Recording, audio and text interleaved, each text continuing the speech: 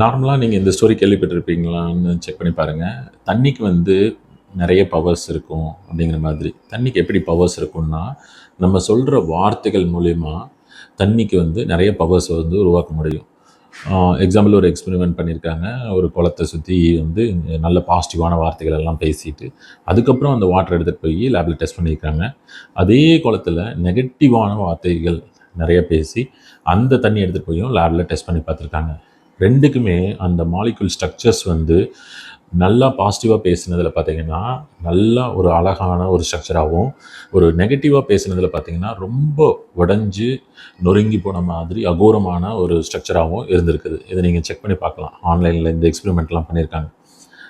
இது வந்து காமனாக எல்லாத்துக்கும் தெரியும். ஸோ அப்போ தான் நாங்கள் யோசிக்கும்போது, இப்போ ரீசெண்டாக என்ன ரியலைஸ் ஆச்சுன்னா, நம்ம சாமி கும்பிடும்போது பார்த்தீங்கன்னா, நல்ல மந்திரங்கள், நல்ல வார்த்தைகள், நல்ல எண்ணங்களோட சாமி கும்பிடுறோம். அப்போ கவனமாக கவனித்து பார்த்தீங்கன்னா, கடைசியாக நம்மளுக்கு வந்து தீர்த்தம்னு ஒன்று கொடுப்பாங்க.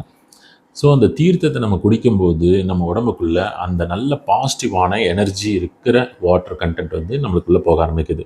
அதேமாதிரி நம்ம தீர்த்தம் தெளிக்கிறோம், இது எல்லாமே பண்ணுறோம். அப்போ நம்மளோட பாடியிலேயே நீங்கள் கேள்விப்பட்டீங்கன்னா, ஒரு 75% எத்தனை பெர்சன்டேஜ் வந்து வாட்டர் கன்டென்ட் தான் நம்ம பாடியிலேயே இருக்குது.